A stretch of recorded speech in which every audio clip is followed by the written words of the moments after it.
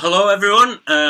Listening today on Wisdom Chat. I have a very good friend and guest on the chat for you today, Lee Usher. We've known each other, Lee, haven't we, for a good number of years now, and sort of worked together in various capacities. But Lee is currently sort of Director of Trust, or Customer Services Director, is that correct? Of Trustfolio Limited. Close. Close. Creditor Services Director of Trustfolio. I knew it began with a C. My good. Yeah. So, other things as well. Lee, I'll tell you what, why don't you tell us a bit about you and what you do and some of your background? Okay, well, yeah, thanks, Phil, and good morning as well. Delighted to be here. So, yeah, my current role is Creditor Services Director at Trustfolio Limited. Now, we're a fintech group. There's a family of organisations that deliver various different products and services to different sectors. The part of the business I work in, we've launched a new platform that helps creditors and insolvency practitioners communicate better. I suppose a high-level summary of what we do. I'm responsible for the support delivered to creditors, from onboarding those creditors who are using the platform all the way through to BAU account management type support. And I'll be their main point of contact, really, in terms of making sure they get full value from using the platform, and the customers get full value too. Prior to that, which might be interesting, might not be for some of your listeners, I did some consultancy work at the Money and Pension Service in 2020. I helped them deliver the PACE project, what some people might know as the Money Advisor Network, helped them onboard creditors over the course of that year when that was just launching. And I also led the review into the Creditor Best Practice Toolkit, which was published at the beginning of last year.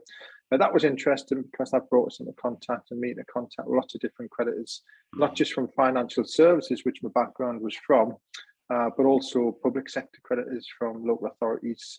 And that's the sort of the Creditor Best Practice Toolkit is a really good source for creditors who are looking at enhancing their collections and customer support processes to make sure they take full value from the support that's out there in the advice sector and fintech as well. Yeah. No, that's brilliant. And I was just thinking there, there's a number of things.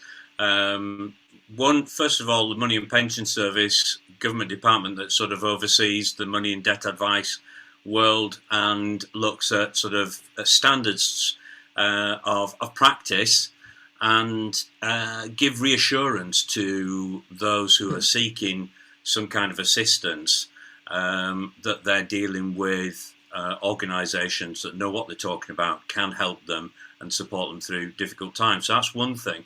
The other thing is on the insolvency side, it's a form of debt relief, and there's lots of different types of insolvency routes that people can go down. So there's quite a mix there, isn't there? Dependent on the individual circumstances. But fintech is an area that, and it's a term the general public hear occasionally, but don't necessarily know a great deal about.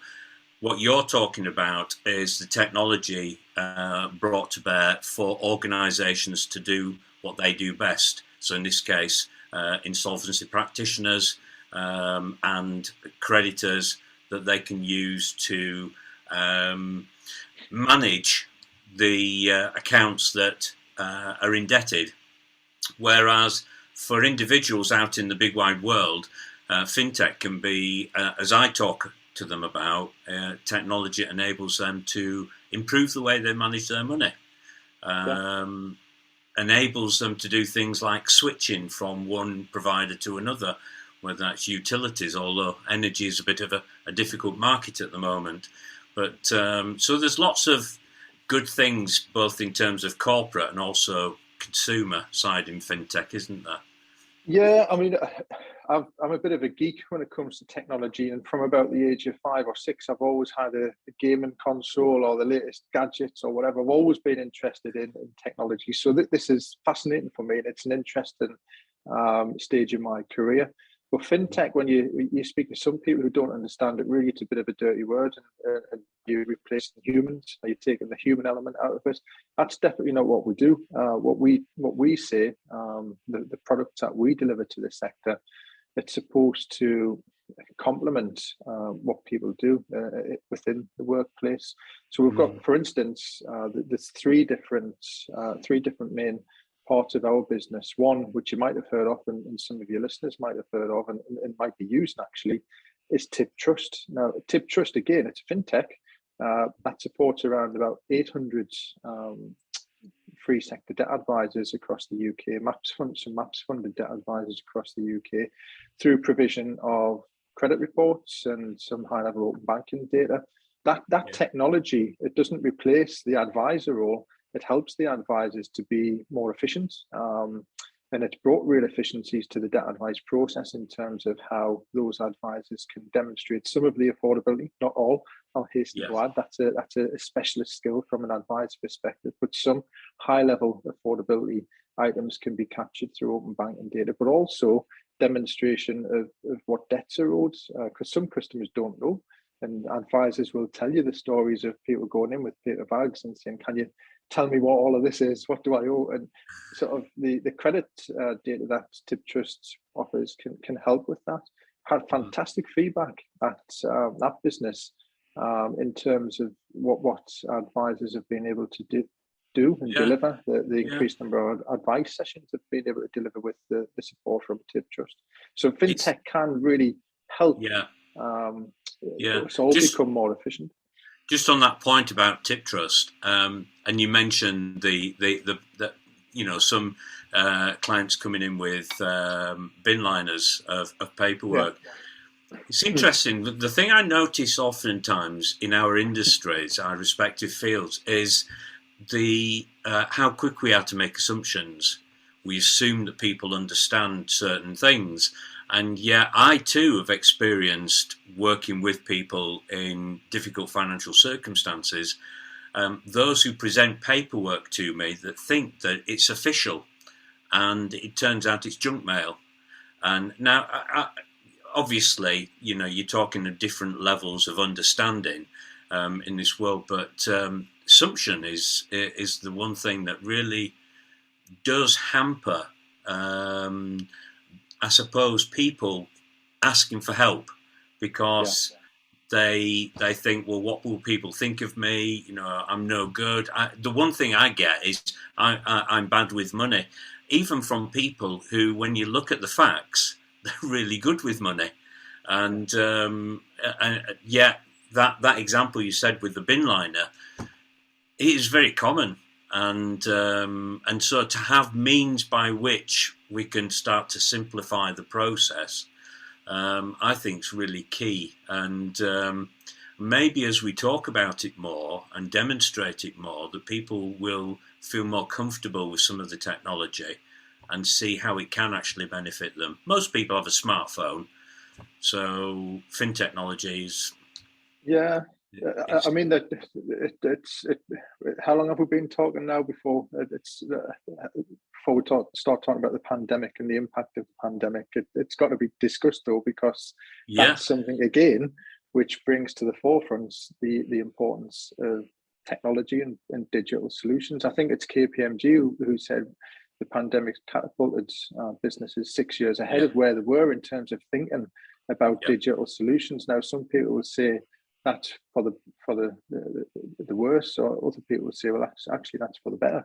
And I'm definitely in the latter camp. I mean, we can do things like you and I are doing now. We're speaking digitally. We're on Zoom or Teams, and we're also recording your podcast. All of that is done through digital communication channel, and that's fundamentally what we do. We've opened up the communication channels to make them easier and simpler for people to use in different sectors. So removing post and email to a large extent, and opening up a different communication channel that everyone looks at in a consistent way, and hopefully that instills good behaviours, better behaviours going forward.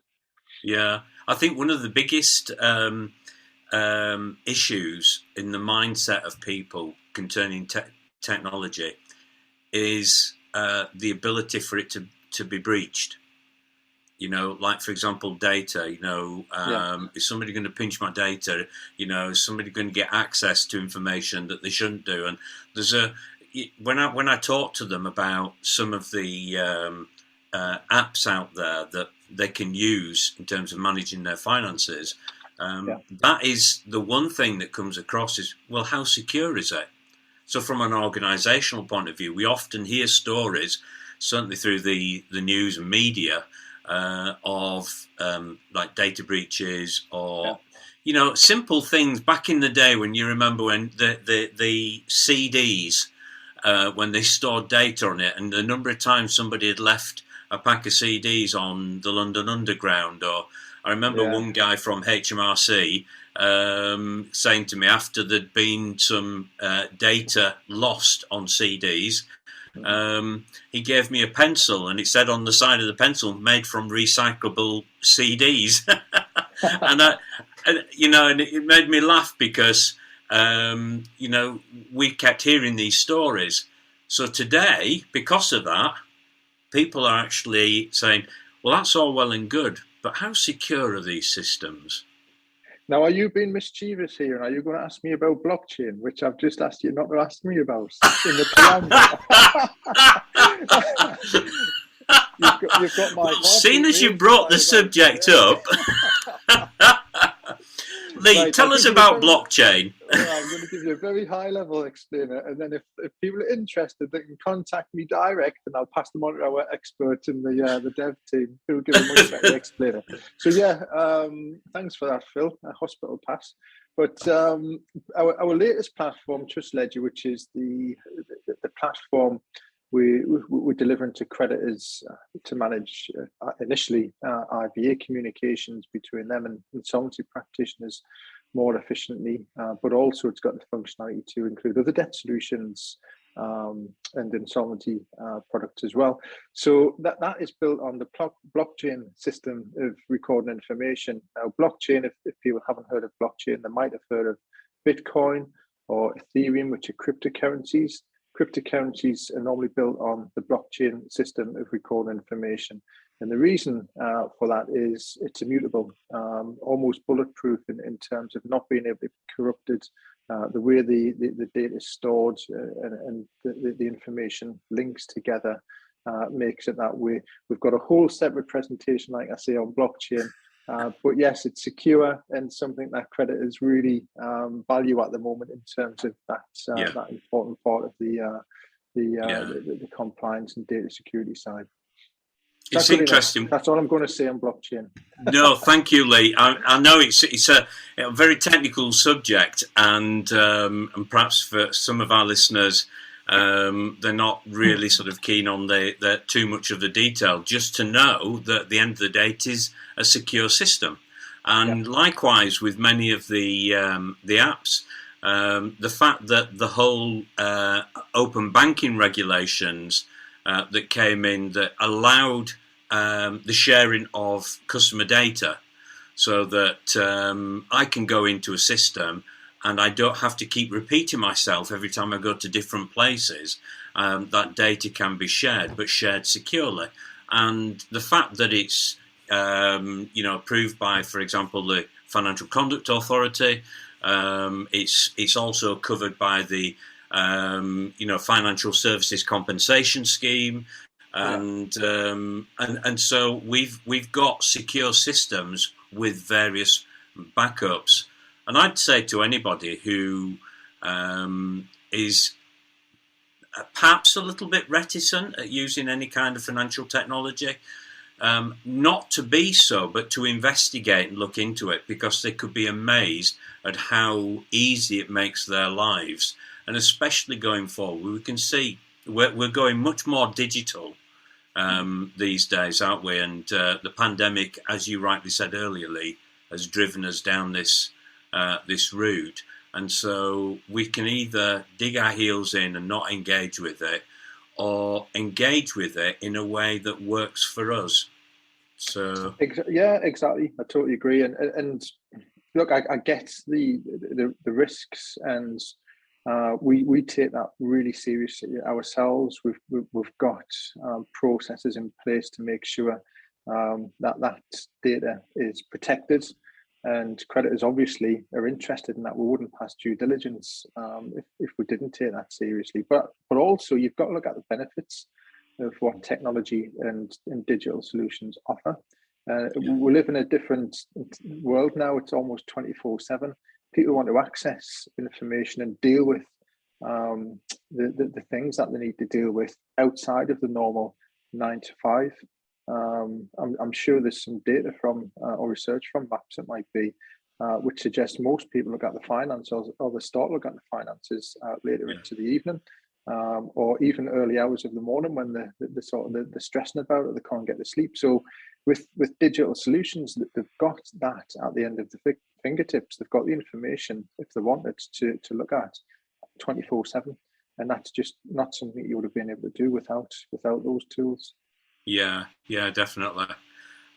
So Lee, in wrapping this up, what would, if there was one thing that you could share with people that would encourage them or give them something that they could apply in their own setting, what would that be? In terms of people or creditors or advisors or sectors generally? Well, if you've got one for any of those, that would be fine. my advice over, I mean, I talked about my role now and MAPS 2020. Prior to that, I've got about 25 years experience in the financial services, various different roles. It's, I suppose, the one piece of advice would be to communicate as early as you can. You're doing a great job at the moment in terms of raising awareness and getting people to open up about their relationship with money.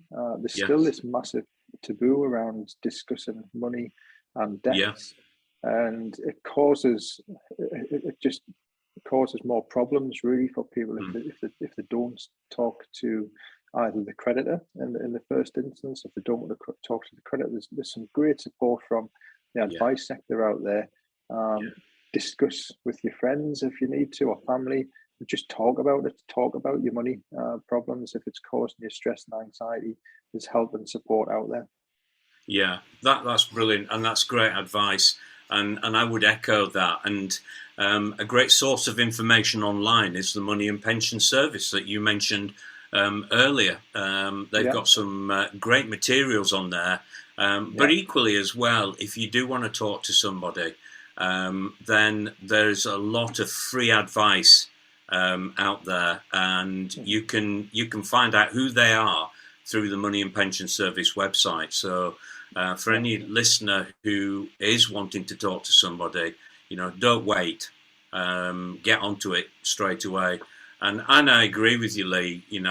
We've got to somehow do away with the idea of stigma talking about money.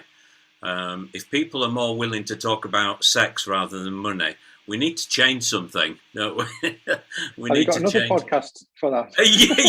yeah, that's for another day. Is that Can I come onto that one as well? No, we only want experts.